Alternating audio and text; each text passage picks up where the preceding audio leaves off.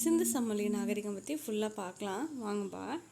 சிந்து சமவெளி நாகரிகம் அப்படின்னா இந்தியாவில் தோன்றிய மிக பழமையான நாகரிகம் தான் சிந்து சமவெளி நாகரிகம். இது உலகத்தில் தோன்ற மற்ற நாகரிகங்களை பற்றி பார்க்கலாம். மெசபடோமியா 3500 2000, சிந்து சமவெளிலேருந்து 3300 1900, எகிப்து நாகரிகம் 3100 1100, சீன நாகரிகம் 1700 1100. சிந்து சமவெளி நாகரிகத்தின் காலம் ஆரம்ப நிலை 3000 to 2600. ஆம்பரின் கூட்டுஜி கிராம முறை வாழ்க்கை. முதிர்ச்சி நிலை 2600 1900.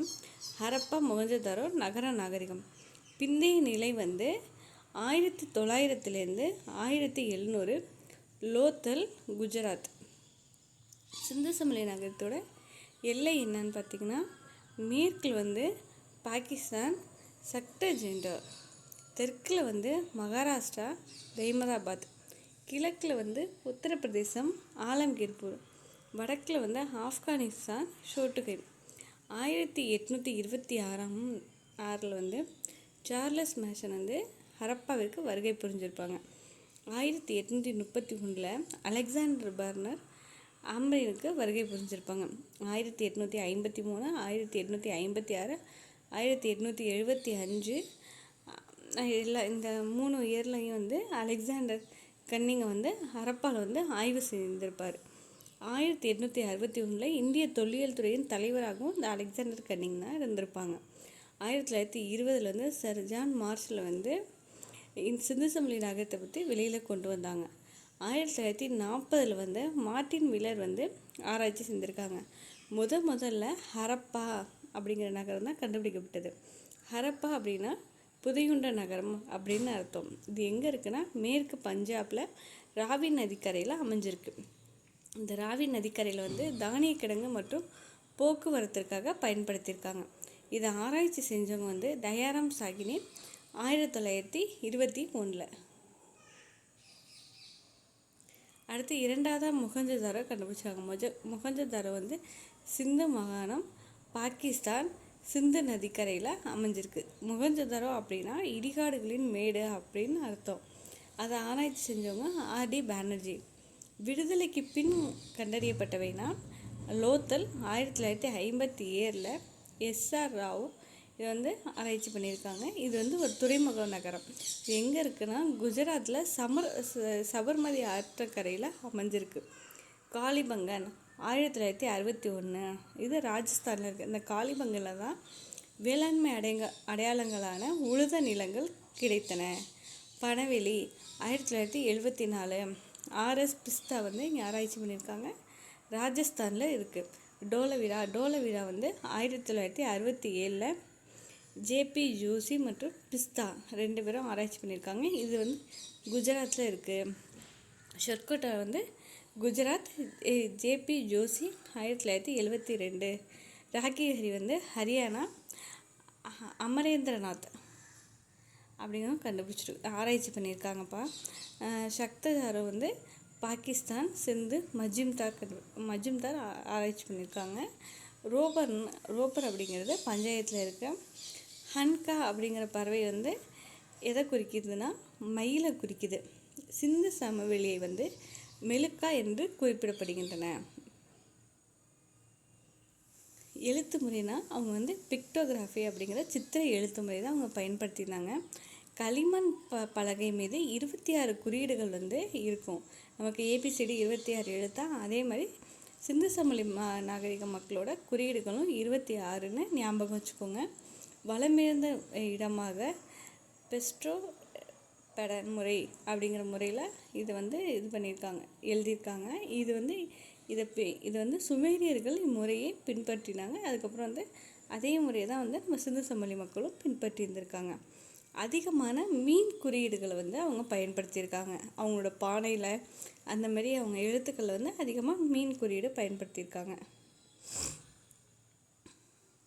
நகர அமைப்பு சிட்டாட்டல்ங்கிறது கோட்டை மேடு பகுதி, தாழ்வான பகுதி சாதாரண மக்கள் வசிக்கிறது. இது இந்த கோட்டை, இந்த தாழ்வான பகுதியெல்லாம் சுட்ட செங்கற்களும் சுண்ணாம்பு சாந்தும் கலந்து கட்டியிருந்திருக்காங்க. 2 அடுக்கு வீடுகள் மற்றும் கழிவுநீர் கால்வாய்கள் வந்து அந்த வீட்டில் இருந்திருக்கு. பெரிய குளம் வந்து மொகஞ்சதாரோவில் கண்டுபிடிச்சிருக்காங்க. அது செவ்வக வடிவமாக இருந்திருக்கு. அதோட ஆழம் வந்து 8 அடி ஆழமும் 23 அடி அகலமும் 39 அடி நீளமும் அந்த குளத்துக்கானதுப்பா. இரும்பு மற்றும் குதிரையை பற்றி அவங்களுக்கு தெரியாது. அப்புறமா பன்றி, ஒட்டகம், யானை, எருதை பயன்படுத்தினார்கள். தானிய கிடங்கு ஹரப்பாவில் 6 இடங்களில் கண்டறியப்பட்டுள்ளது. மேலும் மொகஞ்சதாரோ ராகிகரி போன்ற இடங்களிலும் கண்டறியப்பட்டது. இந்த மொகஞ்சதாரோ ராகிகரியில் வந்து கோதுமை, பார்லி அப்படிங்கிறதுக்கான தானிய கிடங்கு கிடச்சிருக்குப்பா. இதுவும் அந்த அந்த அதில் இருக்க பாயிண்ட்டு தான். இதில் வந்து பெரிய பெரிய கூட்டரங்கில் வந்து 20 தூண்கள் கொண்ட 4 வரிசைகள் கொண்டதாக இருந்துச்சு. இங்கே வந்து பண்டமாற்று முறை வந்து இருந்திருக்கு. நாணய முறை இல்லை, பண்டமாற்று முறையை தான் வந்து சிந்து சமவெளி மக்கள் பயன்படுத்தியிருக்காங்க. இடைக்கற்கள் வந்து 1 கிராம் அப்படின்னா நம்ம இப்போ உள்ளதில் வந்து 13.63 கிராம். நீளம் வந்து 1 சென்டிமீட்டர்னால் அவங்களோட 1.75 சென்டிமீட்டர். இந்த நீளத்தை அளக்கிற அளவுகோல் வந்து தந்தத்தாலான அளவுகோல் வந்து பயன்படுத்தியிருக்காங்க. கப்பல் மூலமாக ஏற்றுமதி நடைபெற்றது. ஓமன், கத்தார், சிரியா போன்ற இடங்களுக்கும் இவங்க வந்து ஏற்றுமதி செஞ்சுருக்காங்க. மெசபடோமியா, சுமேரியா நாடுகளுடன் வணிக தொடர்பு கொண்டிருந்தன. ஓமனில் வந்து இந்த சிந்து சமவெளி நாகரிகத்தோட ஜாடி ஒன்று வந்து கிடச்சிருக்குப்பா. சுமேரியா நாகரிகத்தில் இருந்த ஒரு அரசரான நாரமசிம் தனது குறிப்பில் வந்து மெலுக்கா பகுதியிலிருந்து அணிகலன் வாங்கியதாக குறிப்பிட்டிருக்கார். அந்த மெலுக்காங்கிறது சிந்து சமவெளி நாகரிகத்தில் இருக்க ஒரு பகுதி. அங்கேருந்து நாரம்சின் அப்படிங்கிறவங்க வந்து இந்த வளையல் அணிகலன்கள் வாங்கினதாக வந்து சொல்லியிருக்காங்க. கியூனிபர்க் வந்து சிந்து சமவெளி நாகரிகத்தின் வணிக தொடர்பினை வந்து குறிப்பிடுக்குது. இந்த கியூனிபர்க் கல்வெட்டு இது வந்து இவங்களோட வணிக தொடர்பு வந்து குறிப்பிடுது. ஏற்றுமதிக்கு வந்து செம்பு, தங்கம், அணிகலன்கள், கார்டிலியம்னா இந்த சிவப்பு மணிகள், பருத்தி, நிக்கல் அதெல்லாம் வந்து ஏற்றுமதி பண்ணியிருக்காங்க. பொருளாதாரம் வந்து கோதுமை, பார்லி, திணைகள், அவரை. அடுத்து வந்து பருத்தி சாகுபடி செஞ்சுருக்காங்க. சின்னன்னா பருத்தி வந்து லோத்தலில் வந்து சாகுபடி பண்ணியிருக்காங்க. ஆண்டிற்கு 2 முறை பயிரிடல் முறையும் கலப்பையும் உபயோகிச்சிருக்காங்க. நீர்ப்பாசனத்துக்கு வந்து ஆறு மற்றும் கிணற்றிலேருந்து கால்வாய்கள் வெட்டி நீர்ப்பாசனத்துக்கு பயன்படுத்தியிருக்காங்க. கால்நடை மேய்த்தல் வந்து ஆடு, மாடு, கோழி, பன்றி, யானை, எருமை, ஒட்டகம் இதெல்லாம் மேய்ச்சலுக்கு பயன்படுத்தியிருக்காங்க. மாடு வந்து செபு அப்படிங்கிற ஒரு மாடு பயன்படுத்துகிறாங்க. இந்த மாடு வந்து இப்போ இருக்க மாடை விட கொஞ்சம் பெரிய மாடாக இருக்கும்ப்பா. முக்கியமான உலோகம் எதுனா வெண்கலம், இறைச்சி, மீன் போன்றவை வந்து பயன்படுத்தியிருக்காங்க. இடைக்கற்கள் பயன்படுத்தியிருக்காங்க. இது வந்து இருமடி அளவுகோல் 1:2:4:8:16:32 அந்த மாதிரி இரு மடங்கு அளவுகள் வந்து பயன்படுத்தியிருக்காங்க. உலோகங்கள் அப்படின்னா செம்பு, தாமிரம், வெண்கலம்.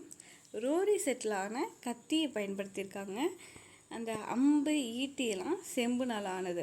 கார்டிலியம் மணிகள் வந்து லோத்தலில் கிடச்சிருக்கு. சங்கு பொருளுக்கு வந்து நாகேஸ்வரம் மற்றும் பாலக்கோட். வைடூரியம் வந்து ஷோட்டுகை. ஸ்டீரைட்டுங்கிற நுரைக்கல் வந்து தெற்கு ராஜஸ்தான். செம்பு, தாமிரம் வந்து கேத்ரி சுரங்கமும் ராஜஸ்தான் தான். இந்த நுரைக்கல்லும் செம்பு, தாமிரமும் ராஜஸ்தானில் தான்ப்பா கிடச்சிருக்கு. அடுத்து உடைகள். பருத்தி, கம்பளி, பட்டு ஆடைகள். அணிகலன்கள் கல் உலோகம் வந்து செம்பு, கார்டிலியம், தங்கத்தில் வந்து அணிவிச்சிருக்காங்க. பூ வேலைப்பாடுனா மேலாடையோட ஒரு மத குருவோட சிலை ஒன்று கிடச்சிருக்கு. காதணி, கை வளையல், மோதிரம், காலணி இது எல்லாமே பயன்படுத்தியிருக்காங்க. கை நிறைய வளையல் வந்து நாட்டிய மங்கையோட சிலையில் இருக்குது. காரிலியம் வந்து கருப்பு மற்றும் சிவப்பு மணிகள் வந்து மெசபடோமியாவுக்கு வந்து ஏற்றுமதி செஞ்சுருக்காங்க. இந்த கருப்பு சிவப்பு மணிகள். கலை பொழுதுபோக்கு என்னென்னா ஹரப்பாவில் வந்து கற்சிற்பங்கள் ஹரப்பா மொஹஞ்சதாரோவில் வந்து கற்சிற்பங்கள் கிடச்சிருக்காங்க. செம்புனால் ஆன நடனமாவோட பெண் சிலையை கிடச்சிருக்காங்க. சிடாயில் வந்து மத குரு சிலை கிடச்சிருக்கு. சுட்ட மண்பாண்டங்கள், பொம்மைகள் என்னென்னா கிளிப்பை, பம்பரம், சதுரங்கம், காய்கள், நாய், குரங்கு, அணில் அப்படிங்கிற பொம்மையெல்லாம் நமக்கு கிடச்சிருக்கு. வண்டி சக்கரம், களிமண் பந்து இதெல்லாமே நமக்கு கிடச்சிருக்குப்பா. அரசியல் முறை நகர அரசுகள் மற்றும் வணிக குழுக்கள் இருந்திருக்காங்க. உறுதியான மைய நிர்வாகம், முத்திரை, இலைக்கற்கள் எல்லாமே கரெக்டாக பண்ணியிருக்காங்கப்பா. முத்திரைகள் ஹரப்பால மகா யோகி கடவுள் யோக நிலையில் இருக்க 3 முகம் கொண்டது. சிவனின் திருமுகங்கள் பசுபதி, விலங்குகளின் கடவுள். வலப்புறம் யானையும் புலியும், இடப்புறம் காண்டாமிருகமும் எருமையும், பாதத்தில் 2 மான்கள் இருக்காங்க. நடனம் ஆடும் மங்கை சிலை மொகஞ்சதாரோ வெண்கலத்தால் கிடைச்சிருக்கு. சிறிய பெண் சிலை அது. அடுத்து சுண்ணாம்புக்கல். சிடாயிடுங்கிறத மொகஞ்சதாரோவில் மத குருமார சிலை, நகர தலைவர் சிலை மார்பளவில் கிடச்சிருக்கு.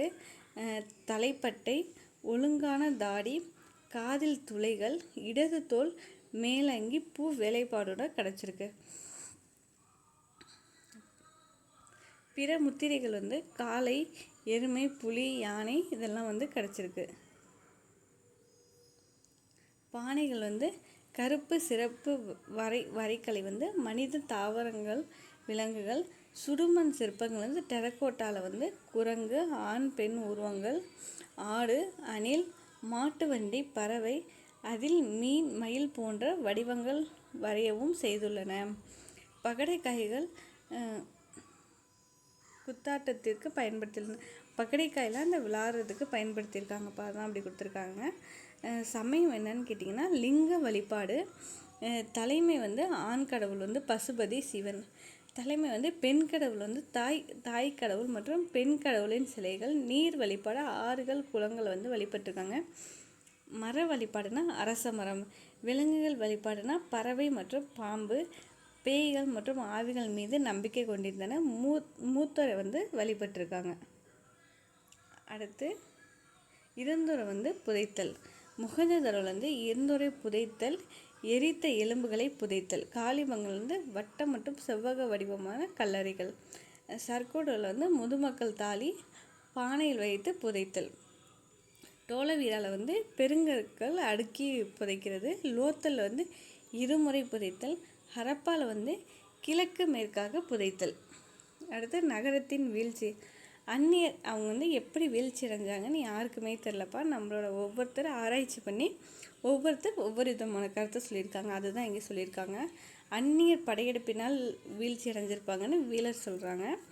வெள்ளப்பெருக்கின் காரணமாக வீழ்ச்சி அடைஞ்சிருப்பாங்க ஜான் மார்ஷல் மற்றும் SR ராவ் 2 பேர் சொல்கிறாங்க. காடுகள் அழிப்பு மற்றும் சுற்றுச்சூழல் பாதிப்புனால அழிஞ்சிருப்பாங்கன்னு போர்சன் ஸ்டீயேட் அப்படிங்கிறவங்க சொல்கிறாங்க. நோய் தொற்றுனால அழிஞ்சிருப்பாங்க கென்னட் சொல்கிறாங்க. நிலநடுக்கம் மார்ஷல். காக்கர் திசையை மாறிக்கொண்டதால் ஆரம்பிச்சிருக்காங்கன்னு ஹில்ஸ் சொல்கிறாங்க. ஓகேப்பா, தேங்க்யூ. இந்த மாதிரி என் கூட சேர்ந்து படிக்கணுன்னா என்னோடய சேனலை சப்ஸ்கிரைப் பண்ணி வச்சுக்கோங்க. தேங்க்யூ.